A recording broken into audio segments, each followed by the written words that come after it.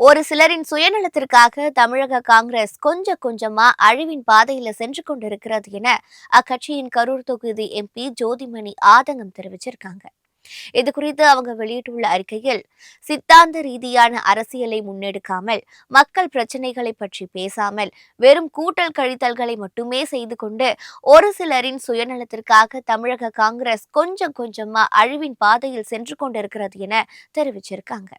இதை தடுத்து நிறுத்த வேண்டிய பொறுப்பு நம் அனைவருக்கும் உள்ளதுன்னு குறிப்பிட்டிருக்காங்க. தமிழக காங்கிரஸில் எவ்வித கட்டுப்பாடுமற்று தொடரும் உட்கட்சி பிரச்சினைகளை மிகுந்த மனசோர்வை ஏற்படுத்துகிறது என ஜோதிமணி கவலை தெரிவிச்சிருக்காங்க. தலைவர் ராகுலின் தன்னலமற்ற கொள்கை பிடிப்புக்கு மிகுந்த அச்சமற்ற அரசியலுக்கு நேரெதிரான பாதையில் தமிழக காங்கிரஸ் சென்று கொண்டிருக்கிறது. அவரது கடின உழைப்பிற்கும் ஒப்பற்ற தியாகத்திற்கும் நாம் துரோகம் செய்ய முடியுமா என்றும் கேள்வி எழுப்பியிருக்காங்க.